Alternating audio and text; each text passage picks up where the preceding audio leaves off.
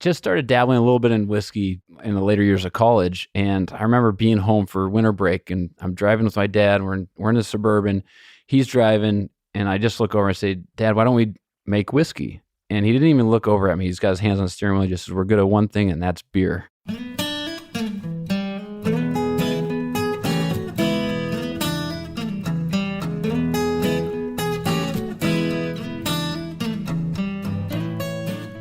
When you think of Coors, you're probably like me, and you get the image of the silver bullet and those cold blue mountains on the side of the can.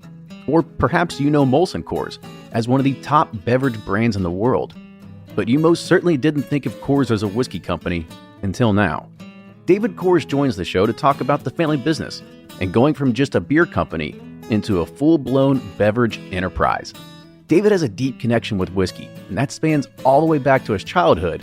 And he is now spearheading the next phase of company expansion by releasing their first ever collaboration whiskey along with Bardstown Bourbon Co. called 5 Trail.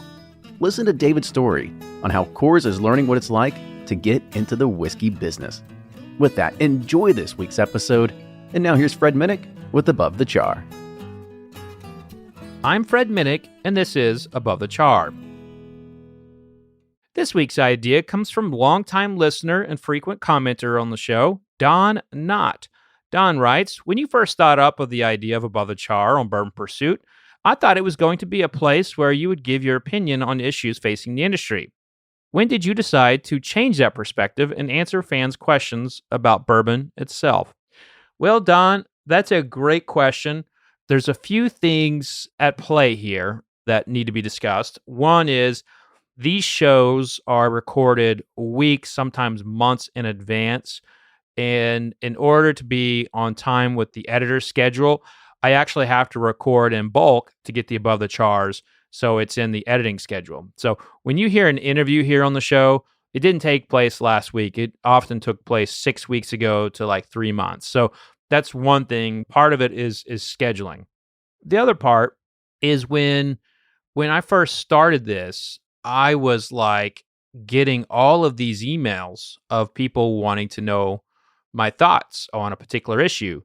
And they were very rarely an issue that was timely.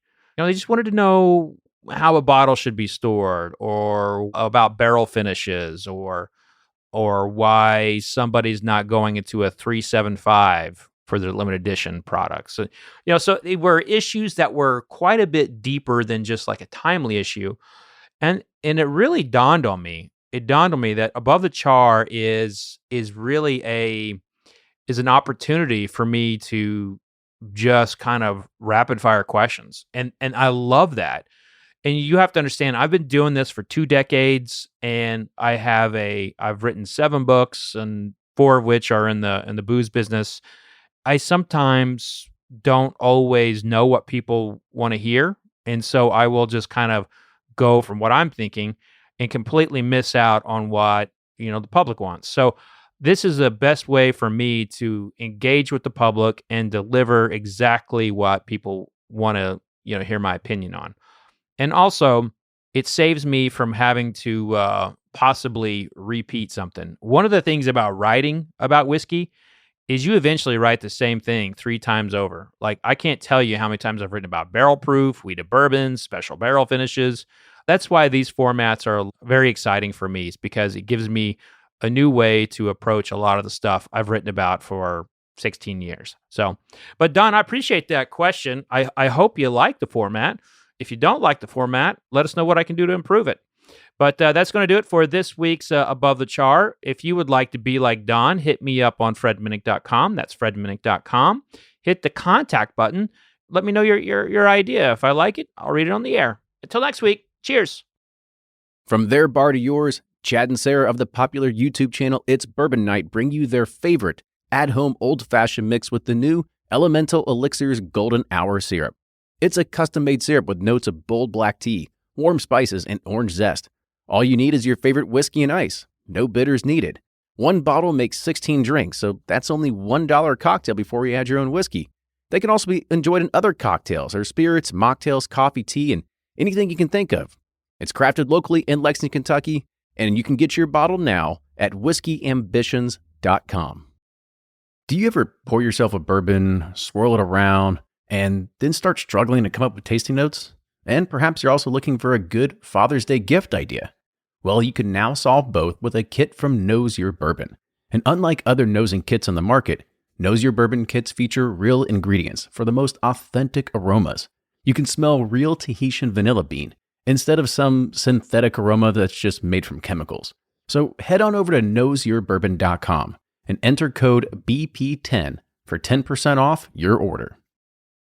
Play Whiskey Wednesday Round 11, the memory game. Until June 26, each week you can win one of our 12 incredible grand prizes. Select 2 doors at checkout. And if they match on drawing night, you'll win that bottle. Not a match? No worries. You still score a Weller 12-year. Every $5 ticket gives you 5 chances to win, including 4 weekly bonus prizes. Get your tickets now at give270.org. Charitable Gaming License ORG 0002703.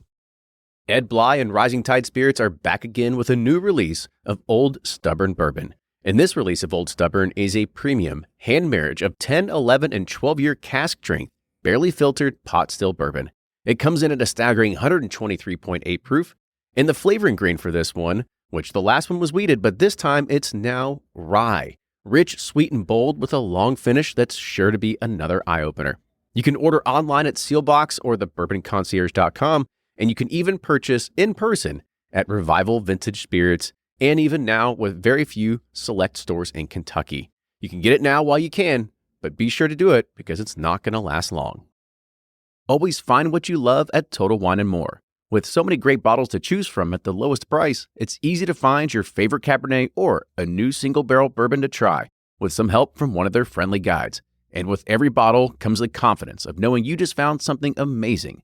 With the lowest prices for over 30 years, find what you love and love what you find only at Total Wine & More. Curbside pickup and delivery available in most areas. Visit TotalWine.com to learn more. Spirits not sold in Virginia and North Carolina. Drink responsibly and be 21.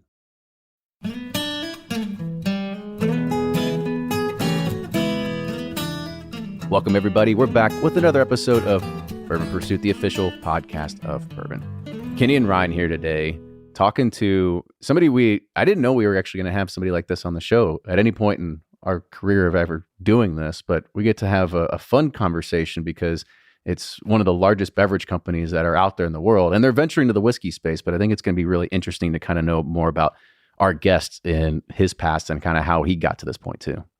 Yeah, our buddy from Bardstown Bourbon Co, Dan, just keeps sending us like epic guests. It's like, do you want to have Brad Paisley on? Sure. Do you want David Coors on? Sure. It's like, heck yeah. I'm super excited about today. So no, to be able to sit down with one of the iconic brands, of the, American spirits, beer and whatnot. I'm super excited about today. I've been looking forward to this for a while. So let's dive into it a little bit. Into it. Yeah, I mean, just to kind of dovetail on what you said, I really do think it is exciting just because we get to expose people to another side of a business that they might not know about. I mean, we know that beer is big, but I don't think anybody really knows how big this can really be. And it's I think just from a business aspect, I think it'll be interesting to kind of talk about this and really where it leads into figuring out how do we figure out what's the next innovation, what are the next things that people are looking at, and where do they see their portfolio going? Because if you're sitting stale, you're not growing.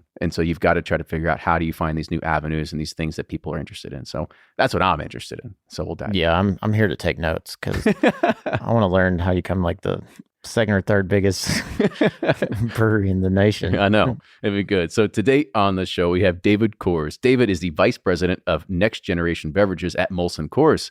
So David, welcome to the show.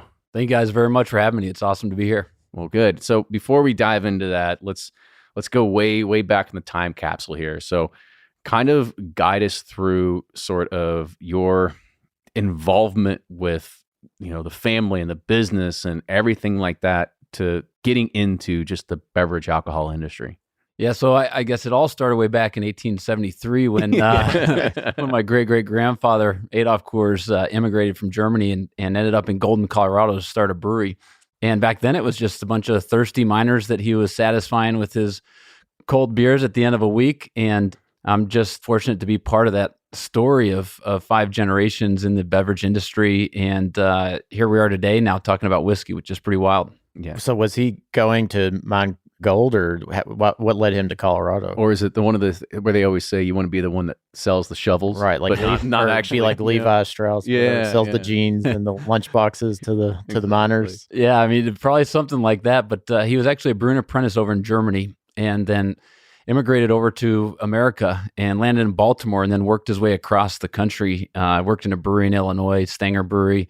Had this passion for beer from his apprenticeship days, and landed in Golden, and he found the spring water in Golden, and said, well, the key ingredient to making a good beer at that time was good water, because they didn't have filtration techniques and everything that we have today. So he got into the beer business with a friend, and next thing you know, it just continued to be a small little local brewery in Golden. And no, he was not mining. He was giving those thirsty miners their grog at the end of the week, and it slowly evolved from there. Colorado water sounds better than Baltimore water.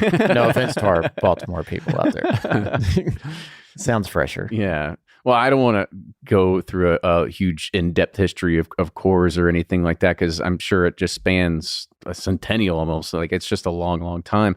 Kind of talk about where the brand is at this point in regards of, just Molson Coors and like how it's grown. Yeah, so we're one of the globe's leading brewers, and it's just crazy to even say that, but where we are today, and it was 2 years ago that we made a kind of a statement to the market saying we're going to shift into a beverage company. We've been known for beer over the years, and as we see consumer habits evolving and changing, it was okay, where do we want to evolve as a company, and getting into other beverages was one of the stance that we took. And that's when I got the wonderful opportunity to run the categories that I get to run, and one of those being spirits. And our venture into whiskey was one of my passion points, and we can get into that fun story because that one goes back actually about 20 years. All right. Well, it's before we get into there, because I think the whiskey, we can go on to that. I kind of wanted to focus a little bit more on you. So how old were you when you kind of started? At what point did you realize like your name carries weight and value? Like when you're in high school or middle school or anything like that, but like, hey, that's my name on a can of beer over there. Like, when did that ever register for you? Yeah, it's funny because I've always, I guess even when I was younger, looked at the name as a brand more so than my last name, and separating them from the family versus the brand. But when I was growing up, I'm the youngest of six, 4 girls and 2 boys. My dad was running the brewery, and it was going through this rapid expansion. I mean, when he started, it was in, I think he said he was in 13 states and only had 8 SKUs at the time. And this is in the 70s, right? And people think of Coors being this global brand, but we really were a regional brewer, 30 years ago. And he took it through the massive expansion over the years.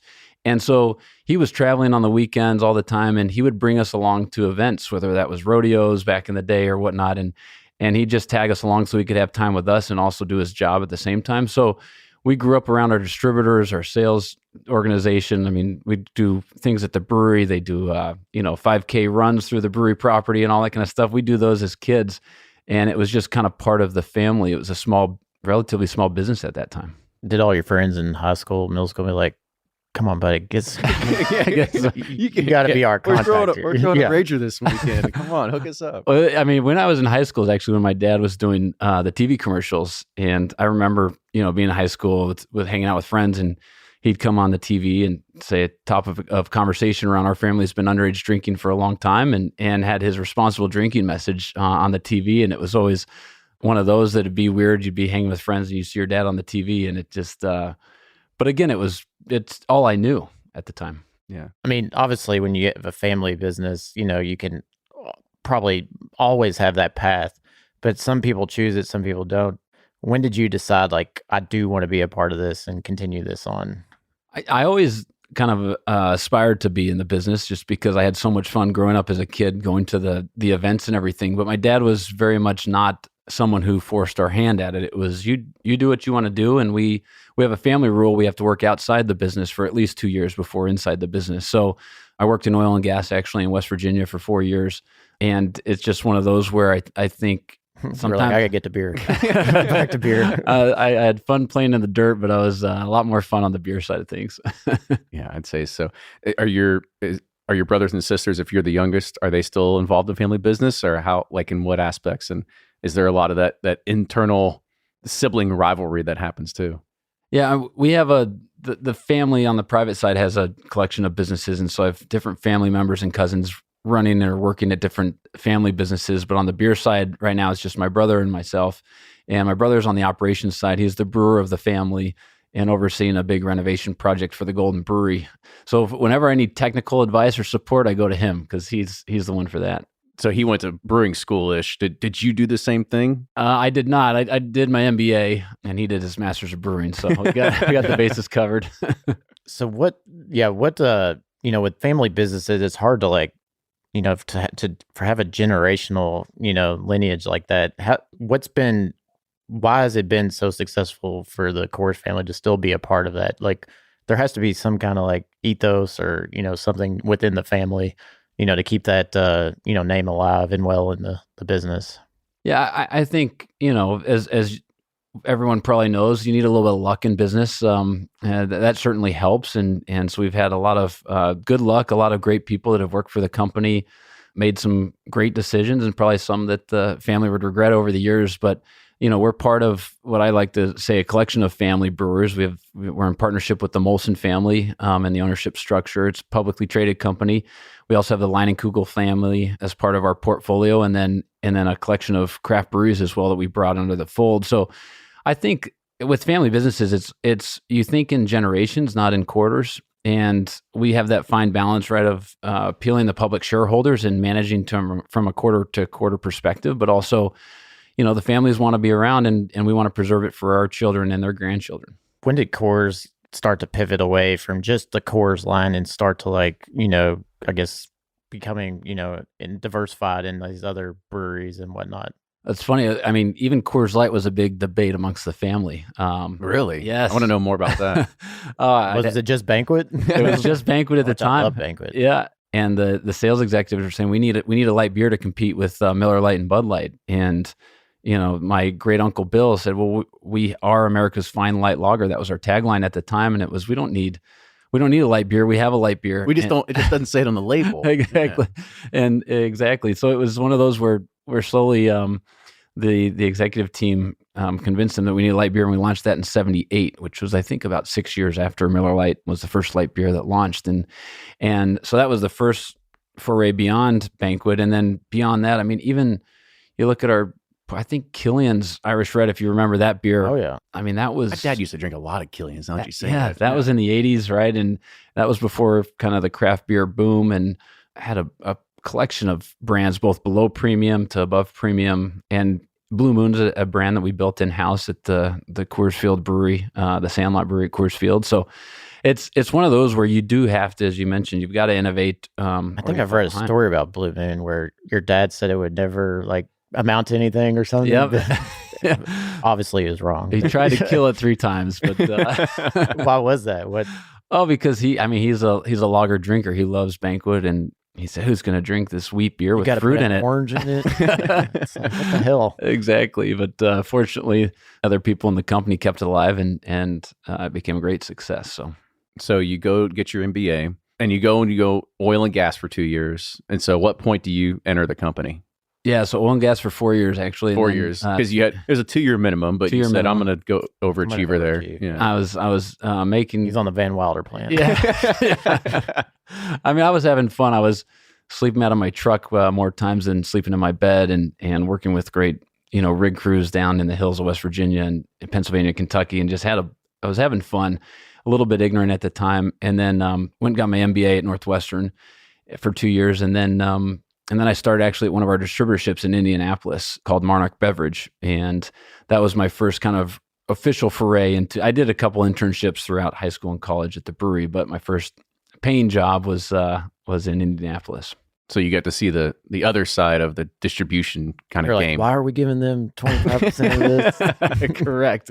Yeah, I went through their management training program, and they had a wine side as well. So I was dusting bottles of wine, or I was on a keg delivery truck throwing 120. One of these guys that worked on this truck, Greg, I think was his name, would throw 120 kegs a day. Oh, and he was in his 50s and still doing it like it was nothing. And here I am, a skinny, scrawny little, 28-year-old or whatever, and wheeling kegs down a flight of stairs. And it's just, you appreciate to go, especially when you have a beer or a whiskey or something at a retail account, it's probably touched 20 hands over the life of that product, and you appreciate it more. Yeah, a similar story. What changed like whiskey for me was seeing like a Cooper making the barrel, like sweating and, just the heat and fire and everything. And you see and you're like, I'm never going to talk bad about a whiskey again. Like this poor guy sweat his ass off so I can enjoy, some whiskey. Just for a little bit. Yeah. So I guess, so now actually, let's roll back. So you did a few interns at the distillery. Was it on the production side? Were you back office? Like what really was your sort of vision or wanting to do there? Yeah, one of my internships was at the Golden Brewery and got to rotate through a few different divisions, but we have one of the country's largest barley breeding program, organized barley breeding program. And so I got to spend 2 weeks with our barley growers and at our grain elevators, receiving barley and doing quality control on that barley and working at our malting house in the Golden Brewery. And got to work at the Sandlot Brewery for 2 weeks with those guys, and they taught me about making beer. And so it was a great rotational program also to see the different facets of what goes into, making that bottle or can of beer. Yeah, because Colorado is like a fantastic climate for barley. Why is barley so good from, that region? Yeah, so, well, for the region, it's climate. So you want an arid temperature. Hail is a huge damaging factor that can ruin a crop. You don't want flooding because then you can get molding. So you want it arid, but you want it irrigated to a certain extent so that you can grow the barley. And then it's a small window to harvest it before it either goes bad or before you could have hail crop damage. So it is just one of those climates, Utah, Montana, Wyoming, Idaho, great climates for barley growing. And actually there was the reason that Coors got into the barley business was because my great uncle Bill said that barley is to beer as grapes are to wine. Now, this is back in the day before IPAs and everyone was a hophead, Right. And it was about real clean, crisp lagers, and you need great barley to make great beer. And so he had a sample sent to him from Germany, and he said, "Oh, I'll go throw this in the company." Had a little greenhouse there, so they started breeding their own barley from a couple heads of barley every year. I think it's 16-fold. Every kernel produces 16 heads. And so over time, we're able to start testing these crops. And that was 60 years ago that we've been breeding barley and helping our growers use less water, get higher yields, higher quality barley that's more weather resistant. And that's what I think, makes good beer. And that's what kind of got me excited about using that as an ingredient in our whiskey. I was about to say, that was more barley than I was expecting to hear right there. Well, I've always heard that a lot of barley was grown in Colorado and not assumed. So I was just asking why. Makes sense. Now, because now it's getting to the point where you get that large, you can't really just source all the barley. Like you got to own the farm too. You got to own everything from the right. down It's to like the soil. the McDonald's, the potato farmers. They buy, all the potato farms in Idaho. Yep. You don't want to you don't want another bottleneck in the supply chain issue. So you take control of the grain too. Mm-hmm. Yeah, think of the pandemic and all the challenges it had on the supply chain side. The family back in the day was very worried about that. Everything from we own our own locomotives, had our own bottling plant, can plant, and it was packaging facilities. So we were very vertically integrated for a period of time, and it was because going through some rough patches. And now we all go through, the wonderful COVID environment the past couple of years and the supply chain issues, and you can understand why businesses do that. Oh, totally. Yeah. We're learning ourselves now. Glass and all this shenanigans, and it hurts. It hurts to think about it. I know. We feel the pain. Yeah. So you did a few different internships, and then do your thing in the oil thing, go get your MBA. So then when you come to the company, and what's kind of your entry point into this? After working at the distributorship went into brand marketing. So I worked on the Coors Banquet brand in our Chicago office, and just a brand near and dear to our hearts, obviously, is with the family, and had a blast on that brand. Was part of the team that launched the Stubby bottle. It used to be in long necks, and then we launched the old Stubby bottle. Is that to capture on some sort of vintage vibe? What was the nostalgic the idea? thing? Yeah, it was. We were flipping through an old brochure that we found in the company archives, and we saw this image of the Stubby bottle, and there's actually, we've probably been through a couple dozen different bottle types over the generations. We thought, wow, that would be really cool. We could do maybe just a limited test and see how this goes. And then everyone kind of got more excited about it. And we said, okay, no, we'll make it sustaining, but we left some other long neck bottle packages in the marketplace, and then it slowly just took over as the iconic SKU for that brand. And it's one of those, it's classic, iconic, but it's still relevant today. I can tell you it worked on me because I want to say I saw it on like Mad Men, or Don Draper was drinking it in an episode or something, and then I saw it, in the liquor, and I was like, that looks like what Don Draper drank, and then I started drinking it, and I was like, why haven't I had a banquet beer? I never heard of banquet. I always heard of Coors Light, and then it started becoming everything that I would drink, because it was like Coors Light was light, but this was like more full body, more robust and stuff. So yeah, it worked. So, yeah, that's good. Or Yellowstone. That was the first feather in Maybe your that's cap. what it was. Maybe Yellowstone. Yeah. But the other thing is that now you're bringing these up, I've got to ask. I'm a huge fan of Cobra Kai. Yeah. Was that product placement, or was that just like luck of everything? Like, how'd that all work out? Yeah, that was organic, where the producer really wanted an authentic beer in that era and that time. And Coors Banquet was a big brand in California back at that point in time. And so it was just a good fit for the character and the brand, but great show. I agree. It cracks me up. Yeah. Nerds out. I know. I'm like, enough with the Cobra Kai. Child of the 80s. And like, I grew up just, that was one of those things. It's like, if it's on USA Network, I'm watching it. It's like, or TBS, whatever it is, I'm always watching it. Yeah, but there's younger kids that started watching that episode and they're in, and then they go back and they watch the original version, and it's a riot to see it span generations. It's a little grainy. The picture's a little grainy, but yeah. But no, I saw that and I was like, man, that's like awesome, because you don't see a whole lot of like the Coors Banquet like promotional advertising or anything like that. But it was such an important, at least for me, I look at it as like a huge important part of my culture and a lot of people that really were invested into those types of 80s movies, and kind of see it like have this resurgence is really awesome. Yeah. It's fun when that all comes together with the fit. Same with Yellowstone, right? It just fits that show and that era and the cowboy lifestyle and everything. Yeah, are you friends with Rip? I'm working on it. I know. Rip's my favorite character. I'd He's love awesome. to hang out with him today. Maybe just his character, but Maybe. leave Beth out of it, though. He might kill me. So you were doing the brand marketing side for Coors Banquet. Then what was the next stage for you there? Yeah, then I got into our innovation team and started working on some of our new innovations from a company standpoint. And I don't know if you remember a brand, but it's one of my learnings in life was a failure, which usually failures are a good learning opportunity. Oh, yeah. We're big fans of failing forward. There you go. We do it every day. Yep. But I don't know if you remember a brand called Third Shift. Third Shift. I don't think I know that one. No. It was an award. It's probably better we don't know. You're not failures in our eyes. Okay, good. If we never heard about it, then you're fine. It was an amber lager that was delicious, won some awards, and I think that this is where, as a big business, and we were trying to, craft was just coming on, and we were trying to diversify beyond just Blue Moon and Lion Cools and craft space, and I think we got a little, I know we got a little too cute with the marketing side of things, and we had a great beer. I mean, everyone just loved the product, but we didn't market it well, and I was responsible for that. So that's why I chalk it up as one of those learnings in my storied marketing history, I guess.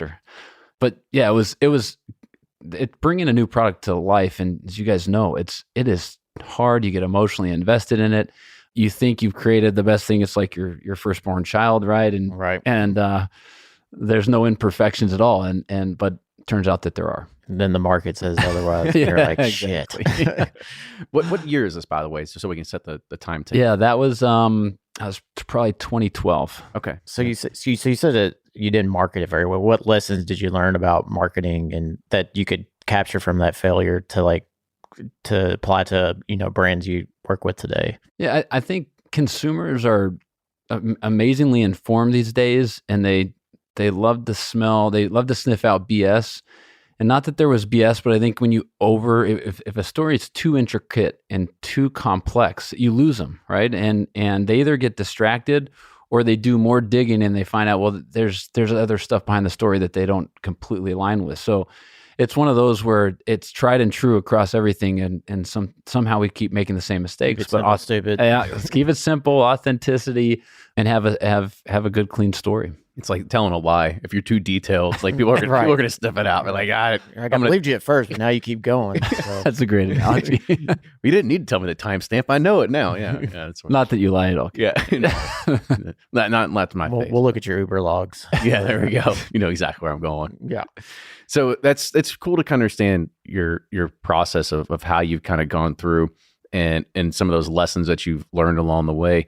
So a part of the innovations, like kind of expose a little bit more about like what does it mean to innovate in this, and like what does it mean for Coors to innovate. I know we're going to talk about the whiskey, and that's the new innovation, but kind of talk about like, before there was whiskey, maybe a little bit before the seltzer train really happened. Like what was really your innovation? Yeah, and why does a brand like Coors need to innovate? Because it's such a, it's a staple. It's a staple, Well, I don't know if I should say this, but sometimes it's because you see someone else doing something really well and you get jealous and you're like, I got to do that too. FOMO happens in that world. Yeah, exactly. But no, I think it's one of those where you've got to protect your core, and you've got big brands, and when they get to a point of saturation, it's hard to grow them at the same level of scale. So you have to diversify, or you have to flank those brands with other products that can drive an incremental growth. And so I think, you consumer research, and you read a bunch of articles. Where are consumer trends going? What flavor profilers are they wanting? Better for you trends. It's interesting right now, right? You see this. Everyone wants the better for you 100-calorie thing, and then they're also drinking, high ABV double IPAs like crazy. It's like there's no middle ground. Yeah, but you should just be drinking Coors Light all along. I just want 0 sugar, 100 calories, no carbs, but 3 times hops. There you go. But there's something to a really good high quality product, always wins at the end of the day. And no matter now, so there's some consumers that want the certain calories or carbs things, and there's other consumers that just want something that tastes good, that fits the need that they want. So yeah, I mean, we've innovated in a number of different spaces over the years, and there's a stat out there that I think it's less than 5% of innovations really survive past the first or second year. And so going in that it's going to be a tough road, and making those the ones that stick and why they stick, it's a magic formula. It's funny to talk about, like talking about growth, and I'll read the Mark Brown reports and they'll say like, domestic beer was up like 0.5% or 1% or this, that, and you're like, well, that's not that much. And then you like look into how much that 0.5% or 1% is, and you're like, holy shit, that's a lot of case volume there that, shifts that number up or down. Like, I guess, so is it like that people are looking, investors or share are looking for like double-digit growth in new areas? Is that what they kind of want? Or yeah, I mean, regardless of the number of zeros, right? If you're running a business and your business is only growing 0.5%, you can't even afford salary increases for your staff. So that's where you got to play the game of trying to figure out, okay, what kind of growth do we need? How do we pay the bills? How do we cut costs? And how do you innovate to do that or grow? You got to grow both organically and inorganically to deliver. And so part of innovations is always the seltzer side of things. So did you have a hand in what was going to be like, and what was seltzers or anything like that for Molson Coors? No, I did not. I left the innovation group before the seltzer craze kind of hit. You're like, thank God. Yeah, dodge that bullet, maybe. But that we had a seltzer. We actually had Henry's Hard Sparkling Soda. I don't know if you remember that brand. Yeah. That was a seltzer that, someone else would know for sure, whether we launched at the same time or right before White Claw. And whether it's brand marketing or the brand itself, or I thought the product was great, but it's one of those where White Claw caught everyone's attention and was the beverage of choice that summer, a few summers ago, and it just those damn flavor packs offering all the variety. People like that. But it's one of those where you could say, okay, even if you're in the right place at the right time, you just don't get the proposition just right, and you miss the mark. Room for error is quite small. Yeah, well, it's definitely a business decision we'll have to keep in mind, making sure you got all your I's and T's crossed and dotted and all that sort of stuff. So now that you've kind of, so you left that group, and then you became, I guess, part of the vice president of the innovation sort of realm sort of thing. So what was the idea of, hey, let's go ahead and let's dive into whiskey?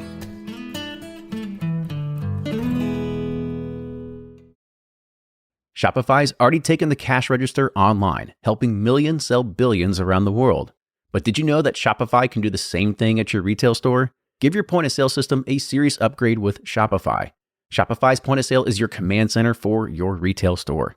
From accepting payments to managing inventory, Shopify has everything you need to sell in person. And with Shopify, you get a powerhouse selling partner that effortlessly unites your in-person and online sales into one source of truth. Track every sale across your business in one place and know exactly what's in stock. Connect with customers in line and online. Shopify helps you drive store traffic with plug-and-play tools built for marketing campaigns, from TikTok to Instagram and beyond. And get hardware that fits your business. Take payments by smartphone, transform your tablet into a point-of-sale system, or use Shopify's point-of-sale Go mobile device for a battle-tested solution. Plus, Shopify's award-winning 24/7 help is there to support your success every step of the way. Do retail right with Shopify. Sign up for a $1 per month trial period at shopify.com/bourbon, all lowercase, and go to shopify.com/bourbon to take your retail business to the next level today. Shopify.com/bourbon. If you're anything like me, then you can't get enough about bourbon. And that's why I'm a subscriber to Bourbon Plus magazine. Bourbon Plus is a quarterly publication that tells the stories from the heart of bourbon, the farmers who grow the grain, the distillers who labor over the process, and the people like you and me who raise their glasses to celebrate it all. Subscribe to Bourbon Plus magazine today at bourbonplus.com, that's PLUS.com, and use code PURSUIT at checkout for $5 off your subscription.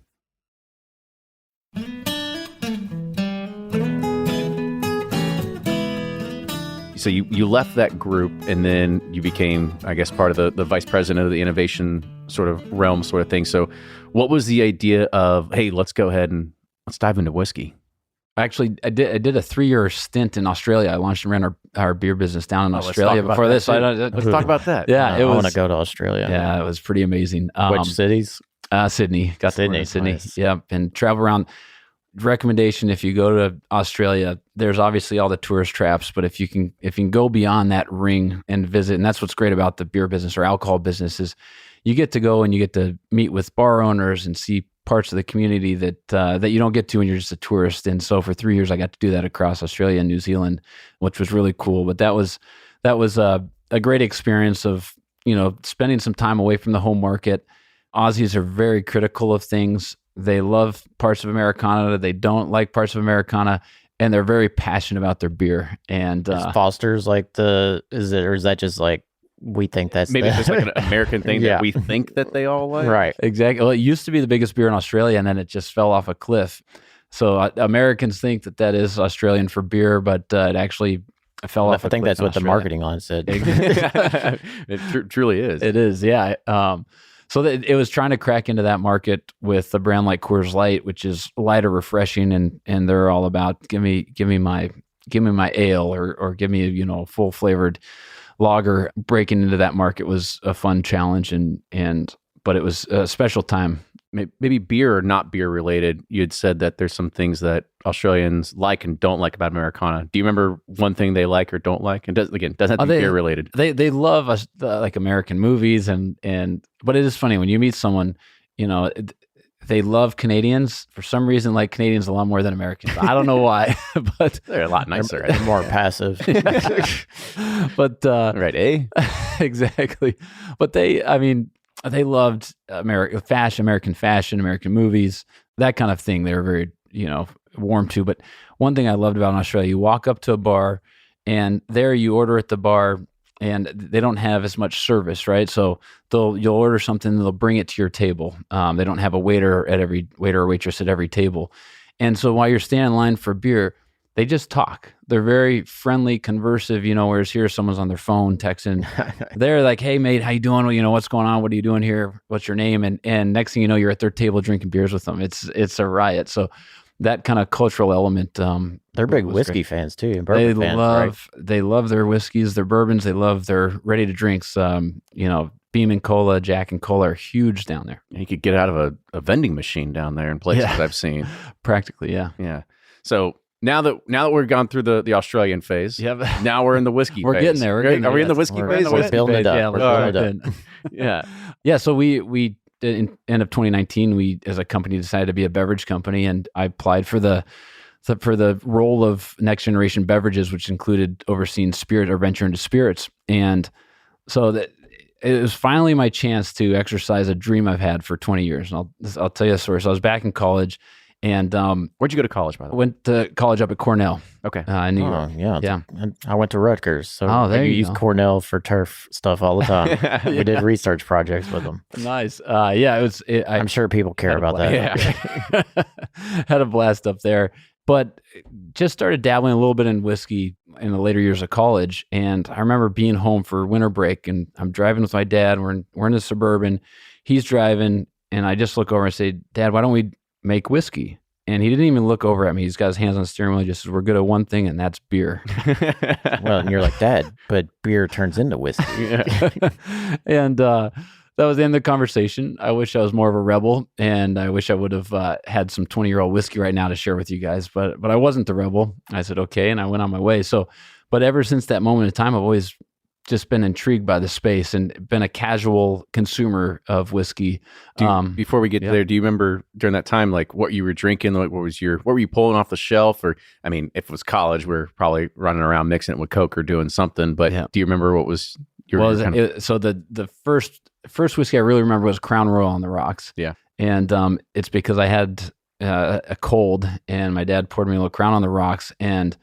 What a dad. I'm not being a doctor here, but I woke up next morning, my sore throat was gone. I felt great. And I was like, wow, there's something to this whiskey stuff. My head hurts, but my throat feels great. Yeah. But that was like, literally is that moment in time. I was like, wow, this is interesting. And magical. I did not geek out back then, and on a college budget and all that kind of stuff. I mean, we were doing all the typical stuff of mixing, but I was still a beer guy. And I mean, it was like Coors Light and Keystone Light all through college, right? That was the go-to. And so yeah, you'd probably be banned from the family if it wasn't like that. Yeah. We didn't have our own whiskey to drink, so.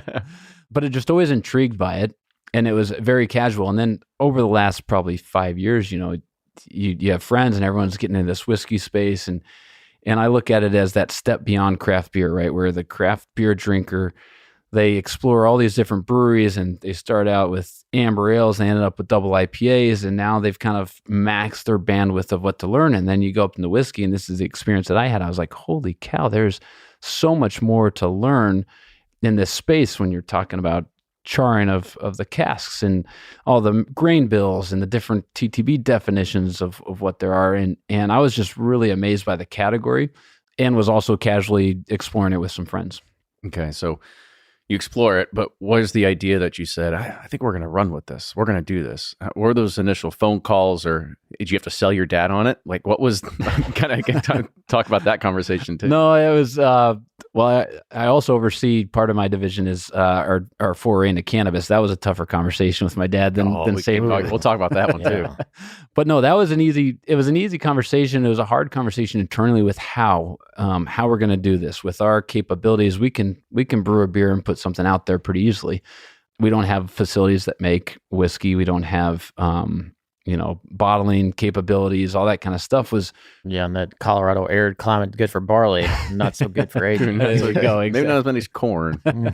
So it was trying to figure out how we'd build that up all from the ground up, but was able to get the team and the organization aligned with the idea of this is a large category, growing rapidly. There's elements to the process and product that we're familiar with, like the brewing side and the barley side of things. And so got people's heads wrapped around that. And then the question was, how do we enter this space? Yeah. So obviously we know what product you came out with, but what were those initial, like, do I want to do a bourbon? Do I want to do a single malt or American malt? It's whatever. Like you have all the barley. Yeah. You could just do a single malt barley the entire way. We went through all that thinking, and going back to my learning on third shift was authenticity and a rich story. I said, okay, well, we've got barley and we've got water that people are familiar with from a Coors trademark perspective. So how do we do that?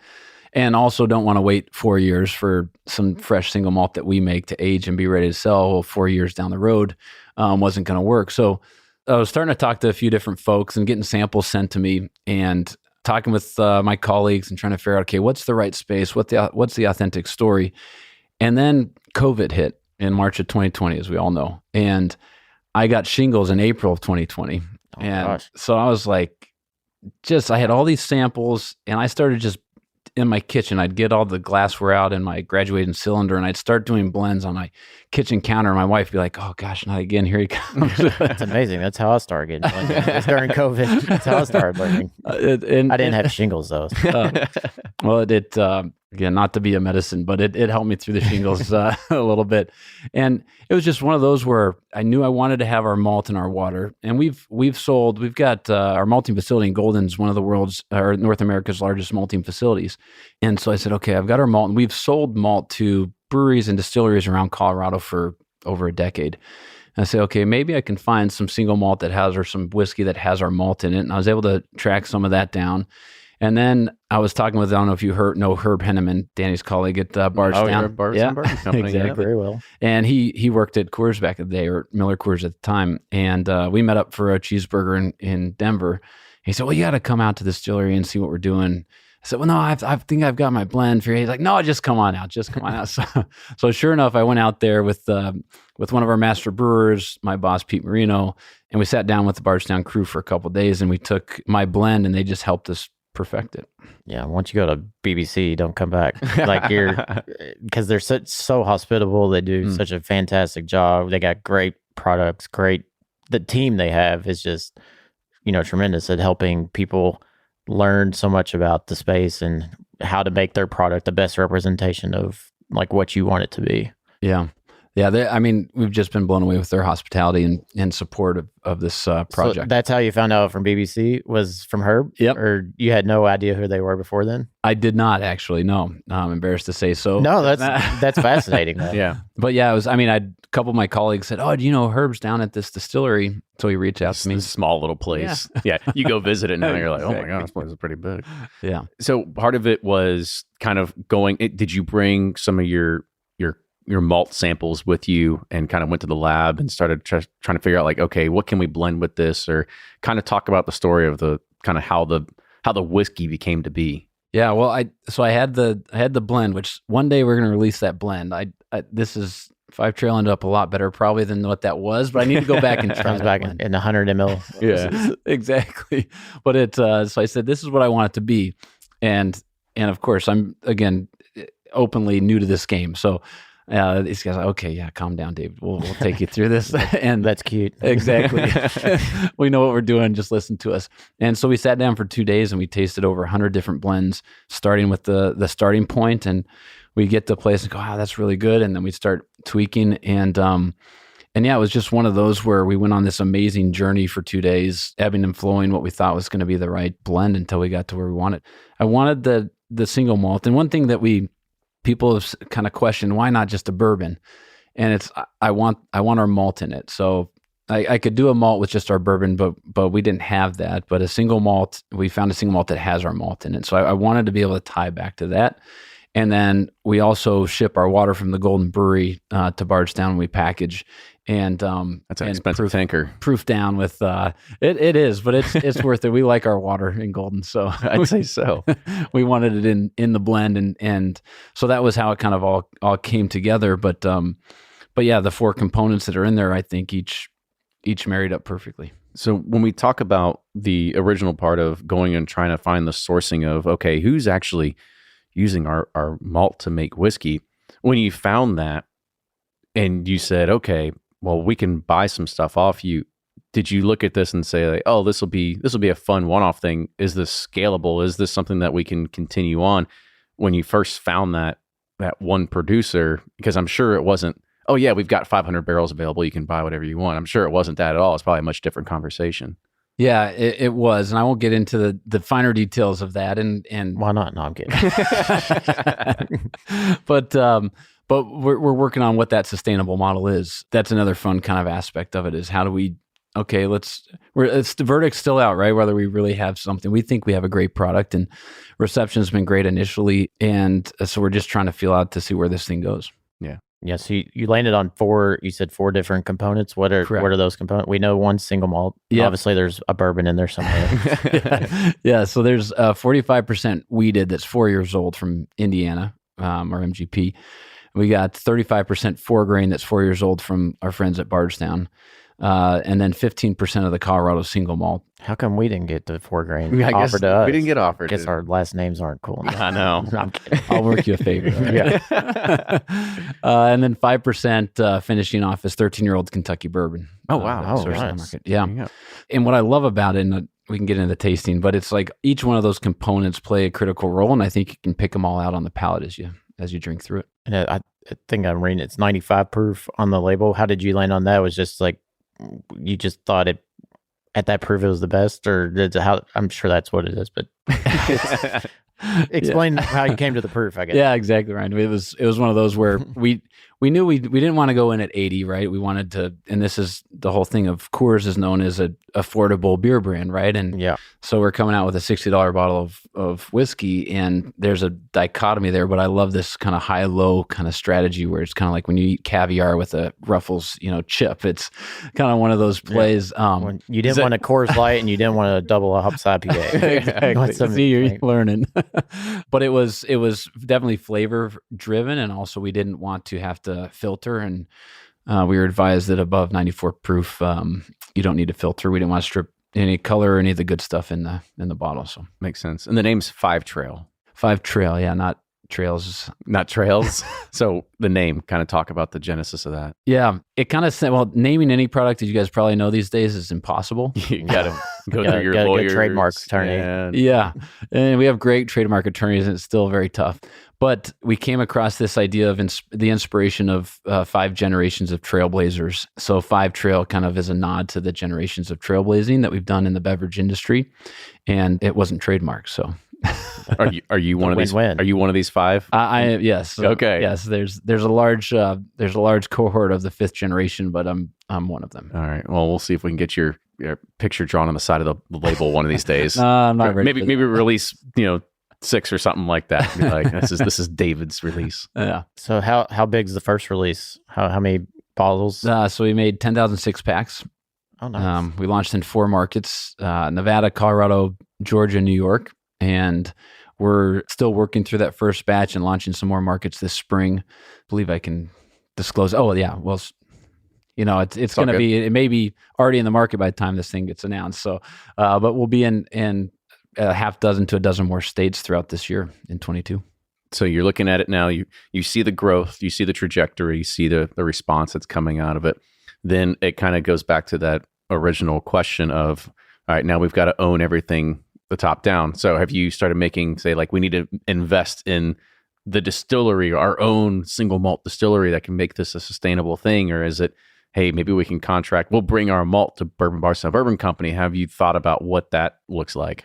Yeah, 100%. I mean, we're working through that currently, and I still got to work on the finance guys to convince them to put in a still, but again, like I said, it's early days, and we're trying to feel what the consumer receptivity is on this product. And it's one of those where it's been a dream for a long time to have, a still or be able to make our own stuff. And so we're trying to figure out what and when and how. Or to prove your dad wrong. Exactly. Just tell those bean counters, the margins will make sense. Just take 10 years. It takes 10 years to get there. It takes 10 years to get there. So will the 5 Trail be the, similar product, like the same consistent, 4 components of it? Is that the goal? Well, so for instance, the 13-year that we source, that is no longer available. So every year it will change. We'll have we have a batching code system on the back, actually. In red. Batching code. This is batch 1 CWC for Coors Whiskey Co. 21 for the year that it was bottled, 2021, and then -A. So this is A. That's well thought out. Yeah. That's just like batch 2. Yeah. Yeah, we're peasants over here. We can talk about the high math that helped us get this number. Algorithm. But it'll be, so every year, we'll take that 5%. Maybe it's more than 5%, and we'll see what's on the marketplace and throw it in there. The goal is I tell the team, we're in the fairway, and I'm going to stay in the fairway from a flavor perspective. But some of the different series, we could do a B or a C or a D, and those could be something where we do a barrel proof, or we could do a barrel finishing and a special barrel. We have some of that planned for the year, but every year we'll have to redo a new batch. So now that you've been doing this into the whiskey side, and you've been drinking whiskey for a long time, but not into like the real whiskey business, really kind of starting around like 2019-ish time frame. What are some of those hard lessons that you've learned so far of saying like, oh, let's start a whiskey, that you were like, this didn't exist in the beer business? Oh gosh, there's so many things. One thing that comes to mind is just the planning process. I mean, this stuff, you lay it down and you don't touch it for 4 years. And so you do a 10-year plan, and it's like lick your finger and put it up in the wind and see where things are going to go, and what do you source, what do you lay down. That's a higher math degree. I mean, I'm an engineer, undergrad, but it still kind of baffles my mind on as I talk with people in this industry and how they map all of that out. That's been super tough.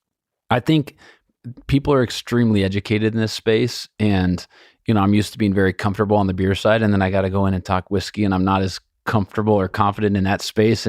But I've been learning a ton every conversation I have, whether it's with a retailer or folks like yourself. Tell us every char level on each component and what tier it was on and which warehouse. Exactly. I'm working on that detail. So. Yeah. But I think that's challenging. And then supply chain, as you guys mentioned, is challenging in this environment. So there's been a number of different lessons that me and the team have been working through. Have you figured out yet, talked to the R&D team yet to figure out how you can make the mountains on the front of this turn blue when you know it's ready to drink? That's a good question. That'll be on the stage. Or the hoops. Yeah, the barrels. Yeah, the like barrel that. hoops. Like, this one's ready. Drill into it. Yeah, maybe at 5 or 6 years it turns blue and it's just right to decant. Something tells me you have the resources to make that happen. Okay. I think you can figure that out. We'll get working on it. I like it. So the kind of last question I'll kind of pose to you about this is sort of, where do you see the vision for this? And you already kind of mentioned, like, we could potentially do barrel proof, do some stay finishing. Do you look at this as like, we have cemented this as a core product from Molson Coors? This is going to be a staple for us. And do you see ourselves going even further into the whiskey category as well? Yeah, I mean, those are conversations we're having, but it's a lot of factors are going to play in kind of what direction it goes.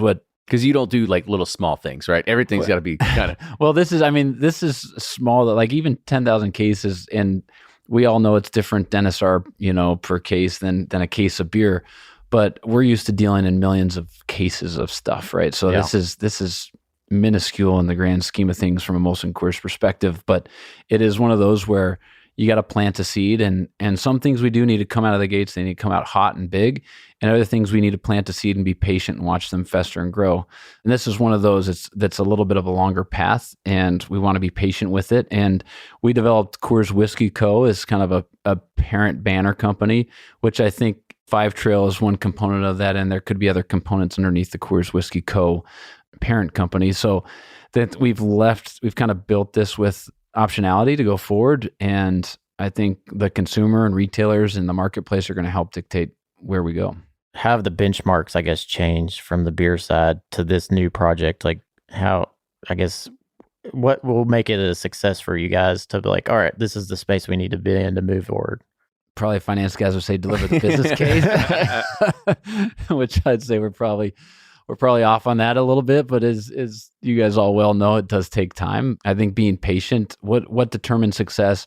I mean, I'll be damned if this is a, one and done and we're not successful. I'll do everything I can in my capabilities to make this thing successful, and visit with whomever I can and sample whomever I can and spread the word as best as I can. I'm in love with the product. I'm nervous about batch 2 because batch 1 is so delicious. Oh, yeah. It's terrifying going from batch 1 to 2. I'll tell you. Yeah.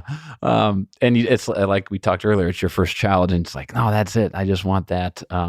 Just do that over and over and over and over again. Yeah. The flavor on batch 1 is excellent. It's got nice balance. It's got some chocolate notes, some honey in there. It's very I could sit on my porch and drink this, in a hot summer day. It's very nicely done. So excellent job on batch 1. I appreciate that.